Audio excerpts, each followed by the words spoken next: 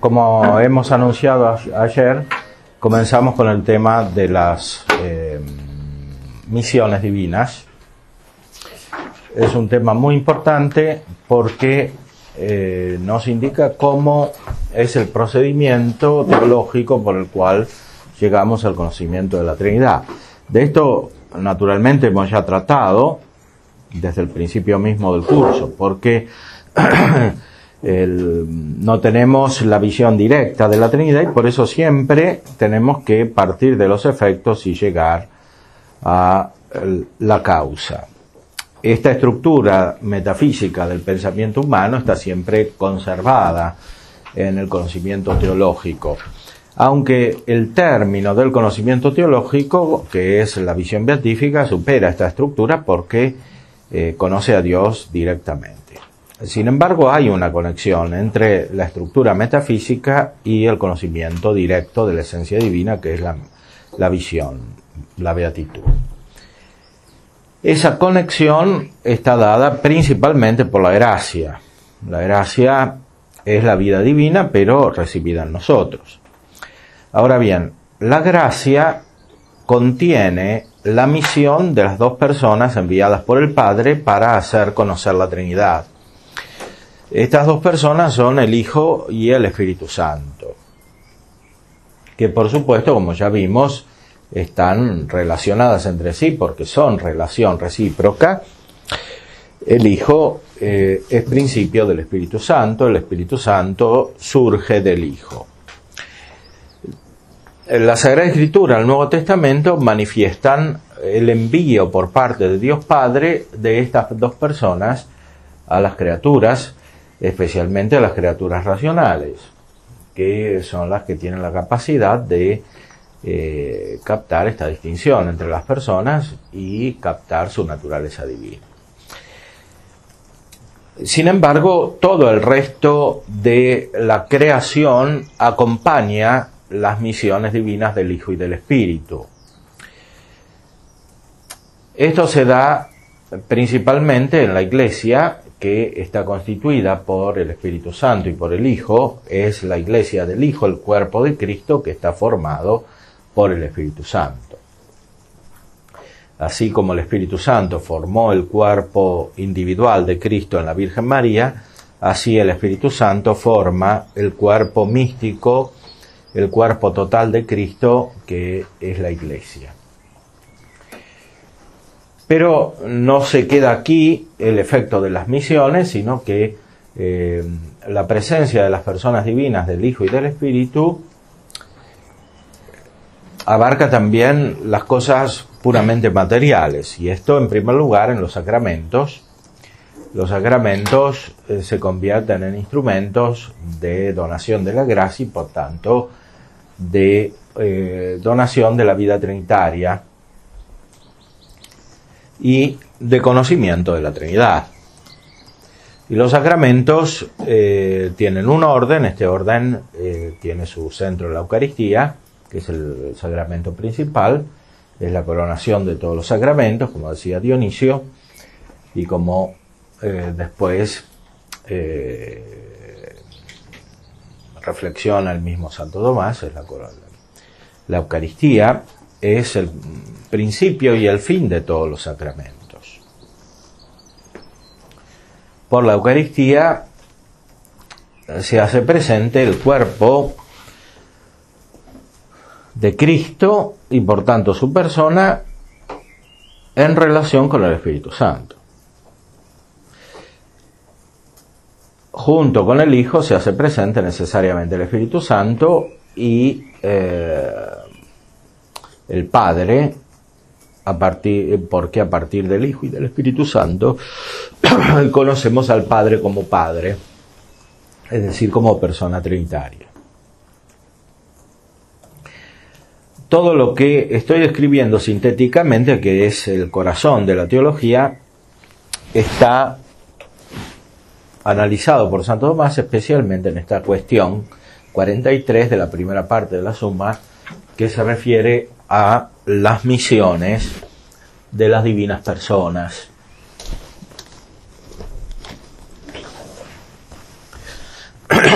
Vamos a ver entonces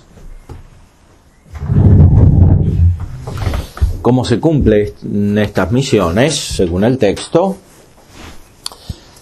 Adelantemos ya que hay tres niveles en el análisis. Por un lado está el nivel de las procesiones, que en cierta manera pueden ser consideradas como la misión original, las misiones originales, pero internas a la vida trinitaria, o sea, el Padre que hace proceder el Hijo y que hace proceder el Espíritu Santo junto con el Hijo. Después tenemos las misiones invisibles, que corresponden a la gracia en cuanto tal, que perfecciona el alma espiritual. Y por último tenemos las misiones visibles, porque, como ya adelantamos, la presencia de las personas divinas produce un efecto también externo, corporal,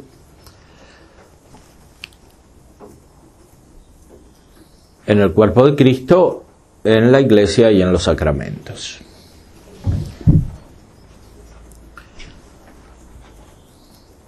Esos tres niveles están conectados entre sí.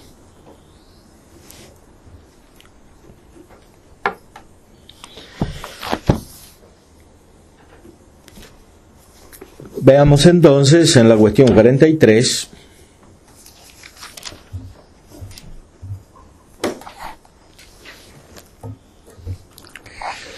la misión de las divinas personas.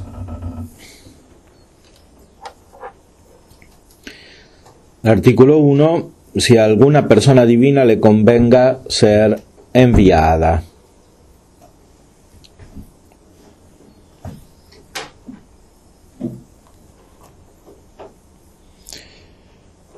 La Sagrada Escritura habla de este mismo envío, especialmente el Evangelio según San Juan, capítulo 8, no soy solo yo, sino que soy yo y aquel que me ha enviado, el Padre. Aquí hay una referencia explícita a la misión del Hijo. Es enviado por el Padre.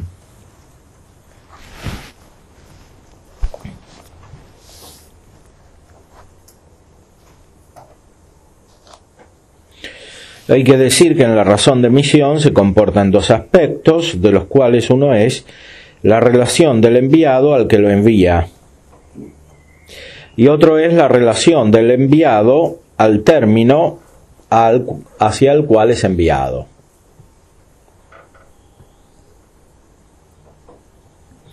Terminus a quo, terminus ad quem, como en el análisis del movimiento. Hay un terminus a quo, un terminus ad quem.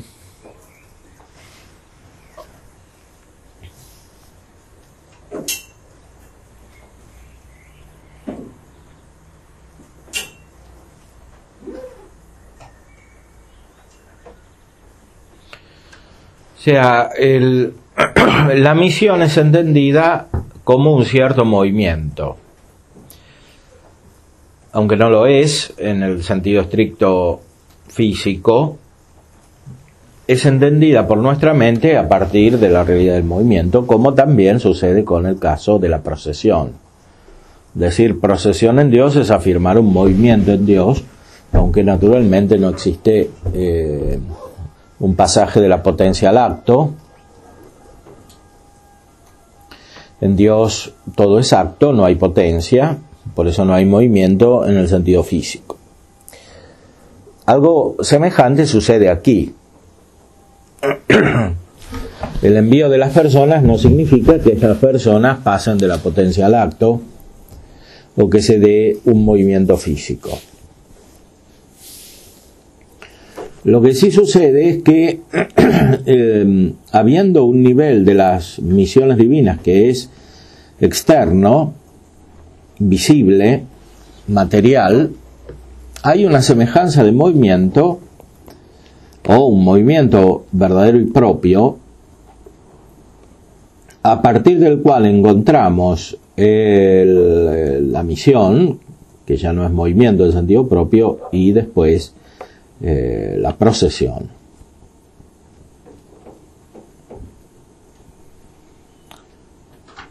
La procesión del Hijo, la misión del Hijo corresponde a la procesión del Hijo, la misión del Espíritu Santo corresponde a la procesión del Espíritu Santo.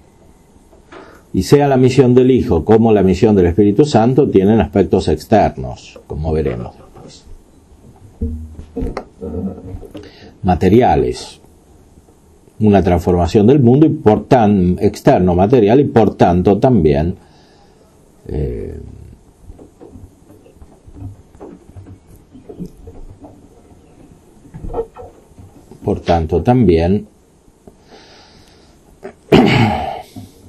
movimiento físico.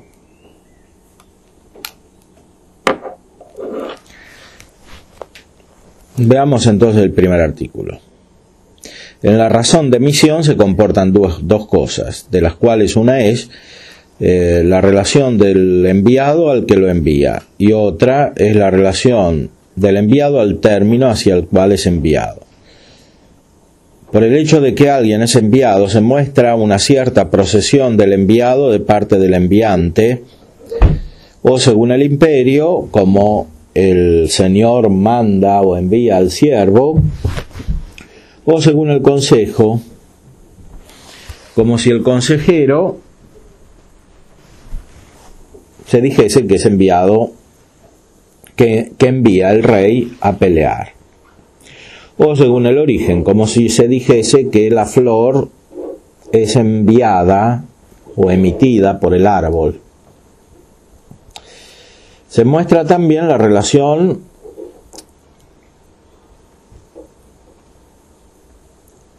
al término hacia el cual es enviado,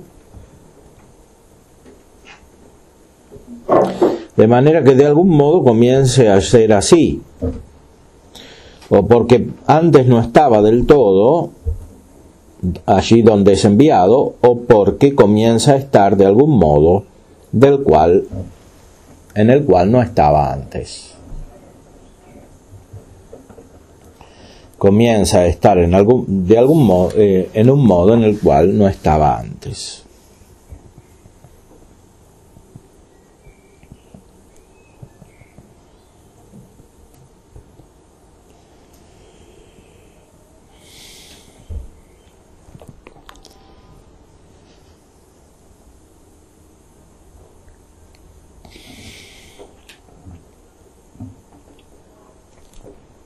La persona enviada tiene una relación con el que la envía. En este caso, la persona es la relación misma con quien la envía. O sea, el Hijo es la relación con el Padre y el Espíritu es la relación con el Padre y con el Hijo que lo envían. Por supuesto, esto se refiere a la persona, no a los aspectos externos de la misión, como son el cuerpo de Cristo o la figura de paloma del Espíritu Santo. Se trata de la persona misma, que es relación subsistente y que por eso es idéntica con la esencia o con la sustancia divina.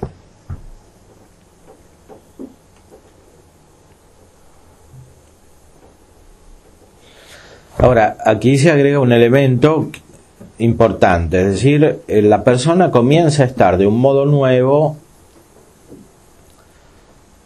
en otro lugar, entendiendo la palabra lugar no en el sentido estrictamente físico, sino simbólico, metafórico, en una criatura, por ejemplo en un ángel que no tiene lugar físico,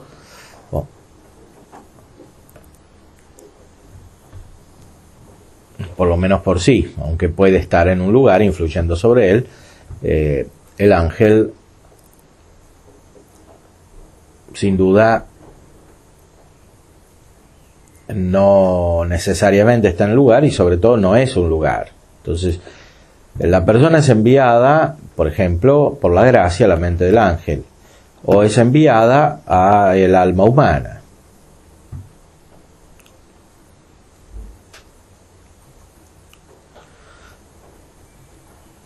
Comienza a estar donde no estaba, o comienza a estar de un nuevo modo donde ya estaba.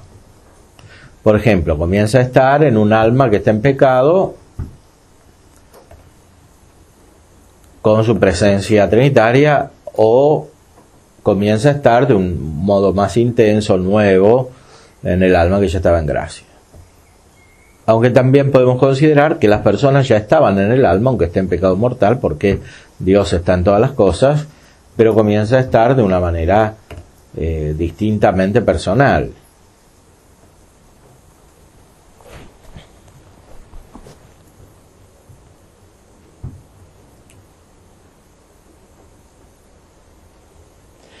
Entonces, la misión de la divina persona puede convenir en cuanto comporta, por una parte, la procesión del origen desde el enviado, y según que comporta, por otra parte, un nuevo modo de existir en algo.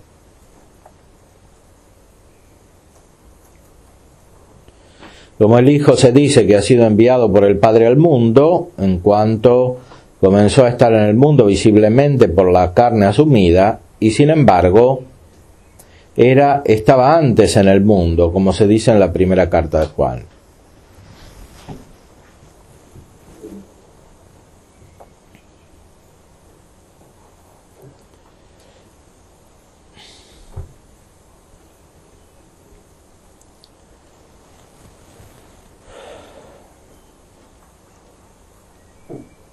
Aquí se conecta la procesión con la misión en esta frase, ¿no? Dice: Missio igitur divinae personae convenire potest secundum quod importat ex una parte processionem originis amitente et secundum quod importat ex alia parte novum modum existendi in aliquo.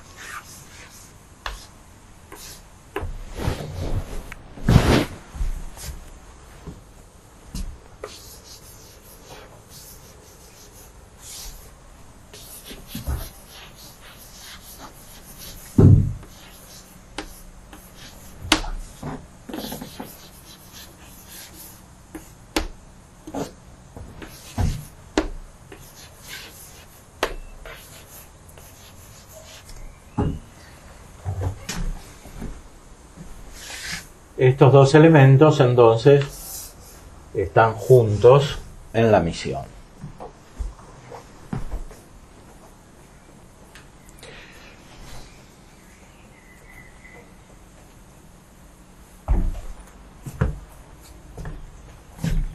Se podría considerar que la misión es una extensión de la procesión interna a la vida de Dios.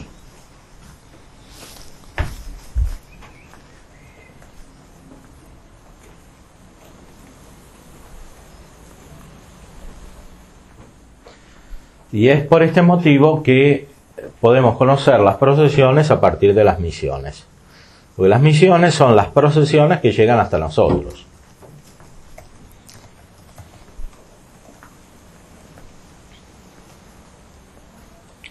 Aunque podríamos también decir, siguiendo el pensamiento general de Santo Tomás, que por las misiones nosotros comenzamos a existir de un nuevo modo en Dios.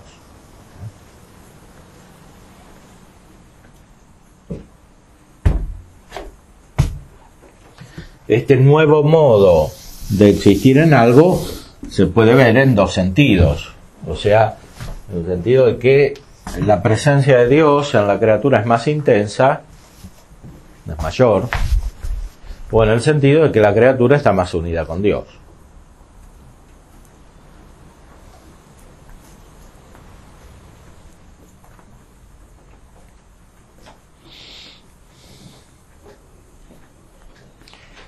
Recordemos que todo esto lo reflexionamos según nuestro modo de entender, que no alcanza la esencia divina, porque hay que mantener firme siempre que Dios no tiene cambio.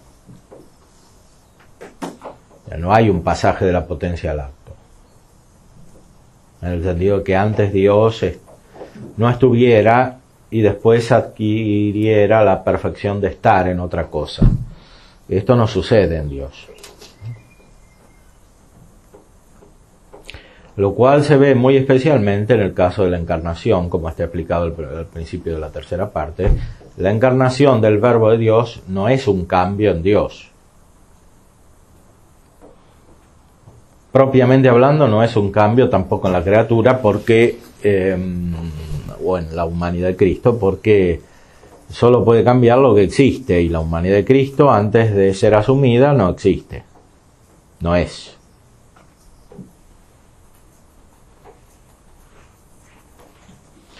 Por eso Dios es el mismo antes y después de la encarnación.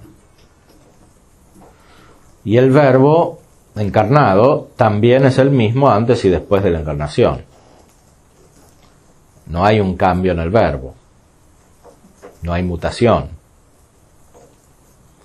Es la misma persona divina, inmutable, idéntica con la esencia divina, como ya vimos.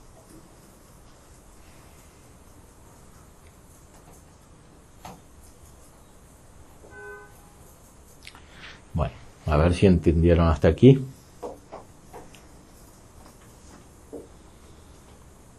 No, escuchamos misma frase en la mañana. Que no hay cambio. No hay cambio. Sí. Pero lo que entiendo es...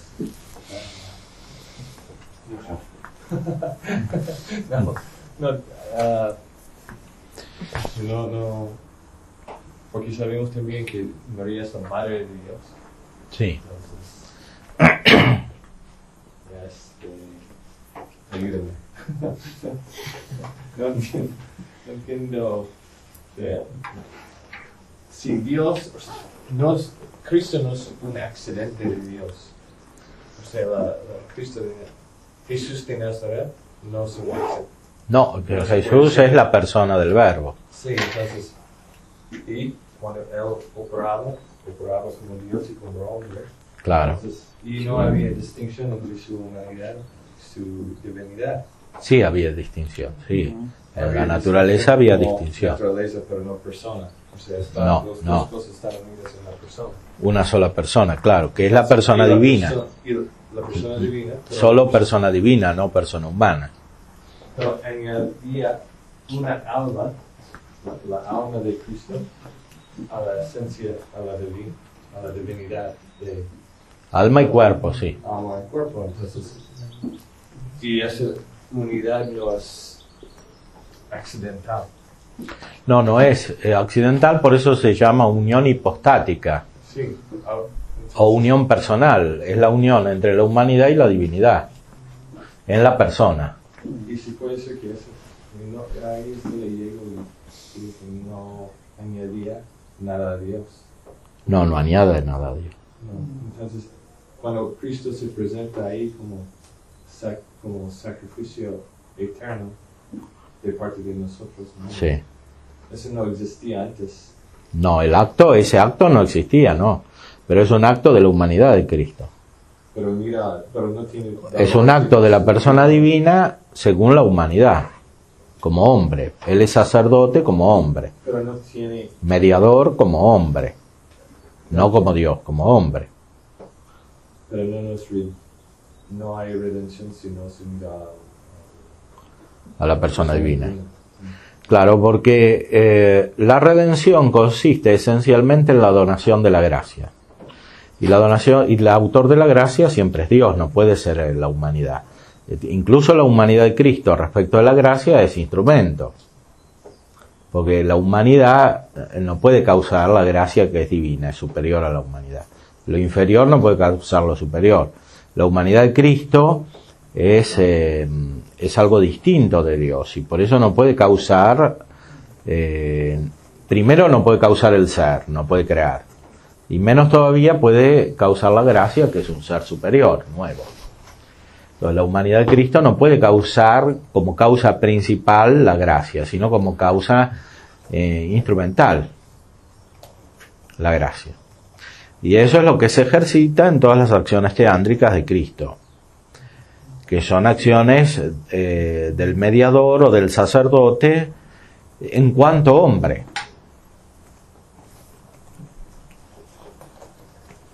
porque Él causa la gracia como Dios. Pero la dona de una manera eficaz, eso es lo que quiere decir la redención en el fondo. O sea, una donación de la gracia de una manera adaptada, adecuada a la situación de pecado del hombre. Esa donación es instrumental por parte de la humanidad de Cristo. Y ciertamente esa donación es nueva, antes no estaba. Pero la persona divina no cambió por ese motivo. Lo que es nuevo es la existencia de la humanidad de Cristo, es las acciones de la humanidad de Cristo y los efectos de esas acciones, ¿no? En nosotros. Entonces, alguien nos pregunta si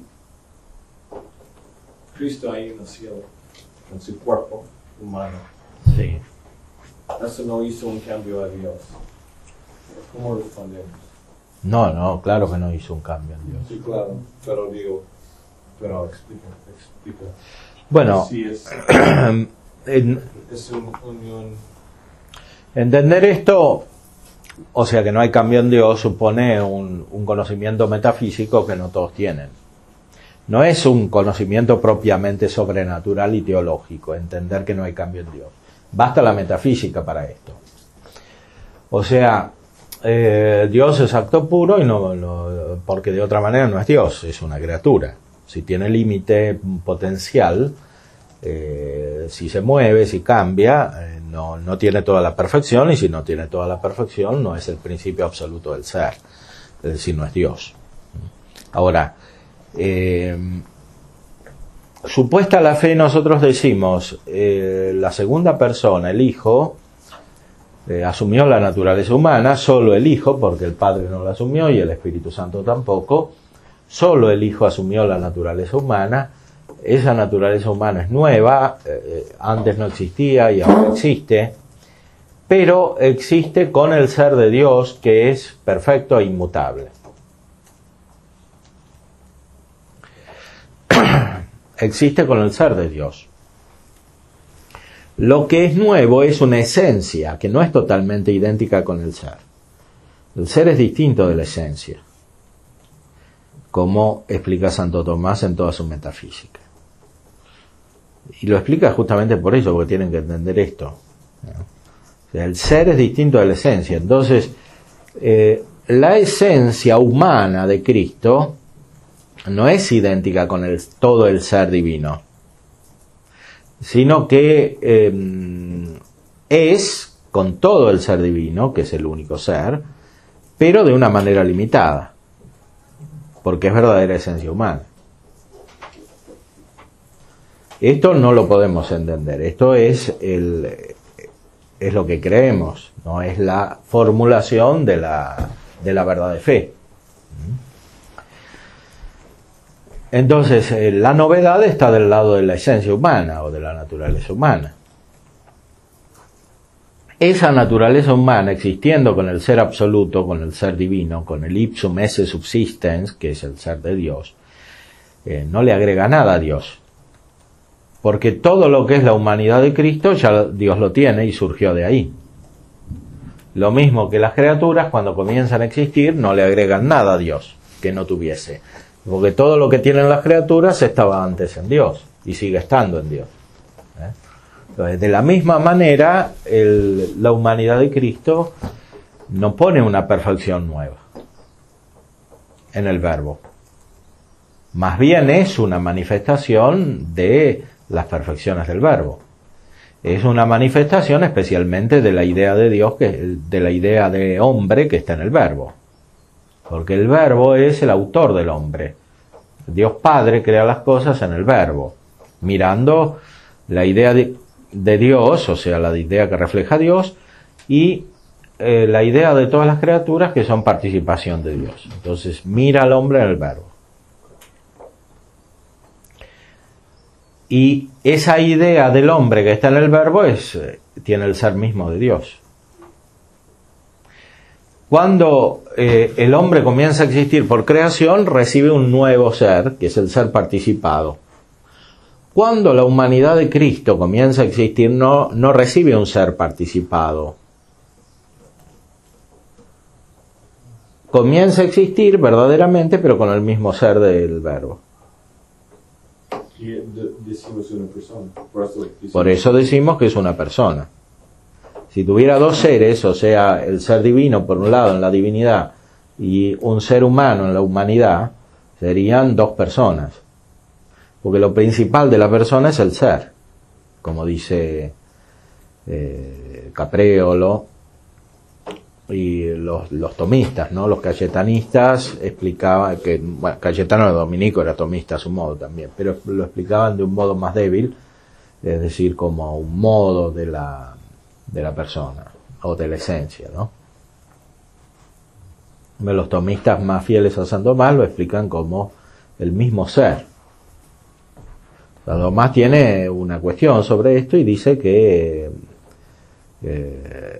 el ser de la persona de Cristo es uno solo, para la divinidad y la humanidad. Aunque en algunos textos, en este mismo, habla de un ser secundario de la humanidad, en el sentido que la humanidad tiene su propia consistencia, no es Dios, no es la naturaleza divina, es la naturaleza humana. Pero esa naturaleza humana existe con el ser de Dios. Y por eso es perfecta. San Tomás, siguiendo a los padres, los cuales a su vez siguen a San Pablo, dicen Cristo hombre perfecto. ¿Por qué es hombre perfecto? Porque su humanidad no existe con un ser limitado como nuestra humanidad, sino con el ser divino.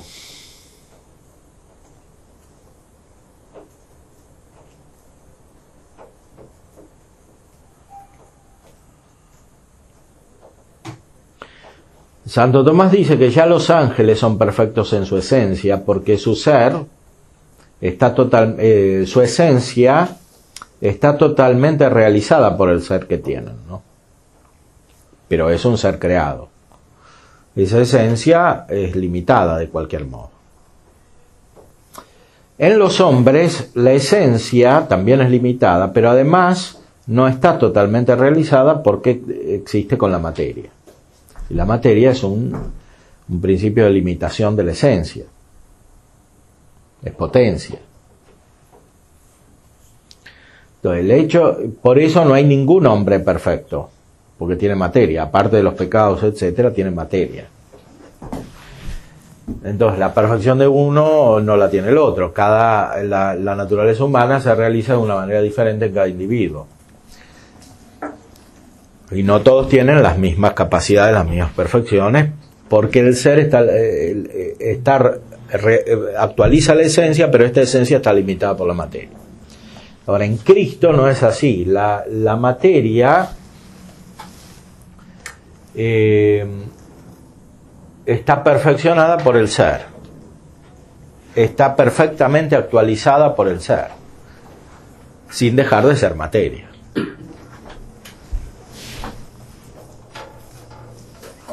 Entonces, por un lado, la humanidad de Cristo no es la humanidad de un ángel. Pero por otro lado, la humanidad de Cristo es la humanidad de un hombre que existe perfectamente. Y además es la humanidad de alguien que por tener el ser divino está elevado a un nivel superior. Y esto es la gracia. Es decir, a un nivel divino. O sea, tener la gracia quiere decir tener el ser de Cristo en la humanidad. Y en nosotros también quiere decir lo mismo.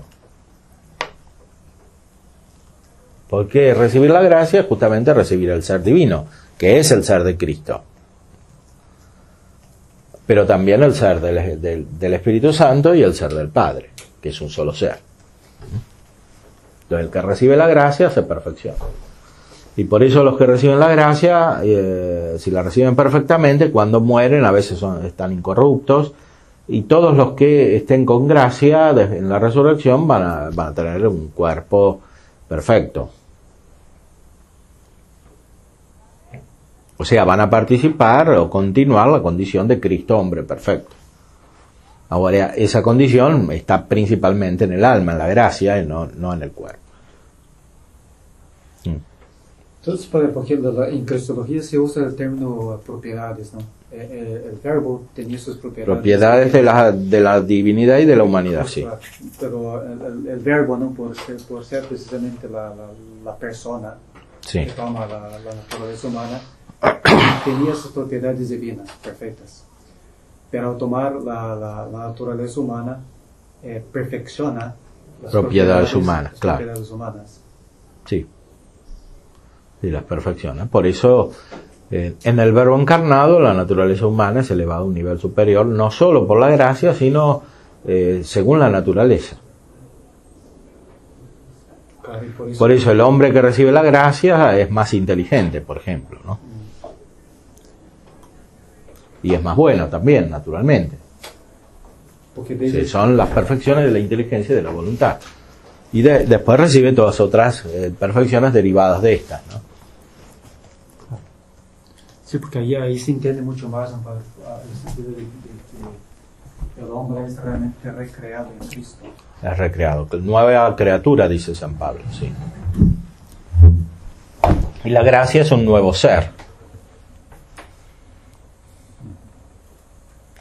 Justamente porque somos recreados. La diferencia está en que que Dios en la creación natural produce sustancias y aquí no produce una nueva sustancia, sino que perfecciona la que ya estaba.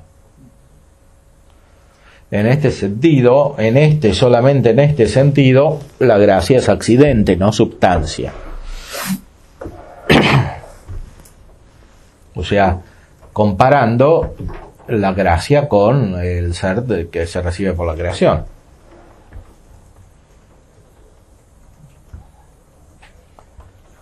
Pero en otro sentido, la gracia es más importante que la sustancia natural.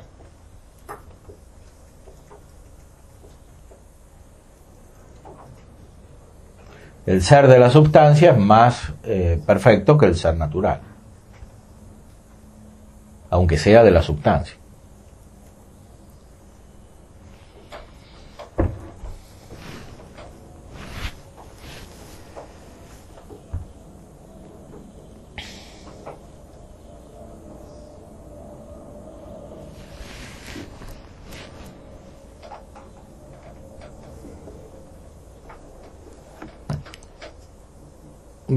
Bueno, así van aprendiendo cómo es el verdadero método teológico. El Concilio Vaticano II y el Código de Derecho Canónico dicen que hay que seguir a Santo Tomás en el estudio de la teología, especialmente en la formación de los sacerdotes, sobre todo en este aspecto, cómo se conectan los misterios, ¿no?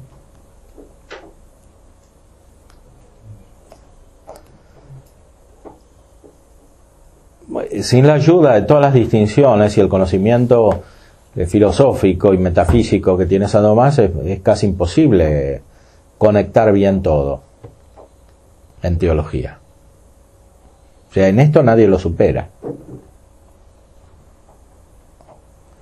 Aunque hay otros teólogos que desarrollaron más algunos aspectos, o bíblicos, o espirituales, pero en este punto nadie lo supera. Por eso la Iglesia lo propone como guía en la teología. Además dice que, por ejemplo, el Papa Pablo VI en la Lumen Ecclesiae dice que la Iglesia hizo suya la doctrina de Santo Tomás.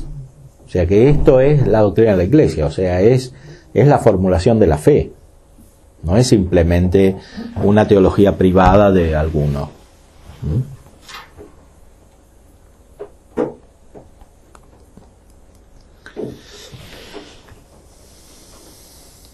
Bueno, muy bien, hacemos la interrupción.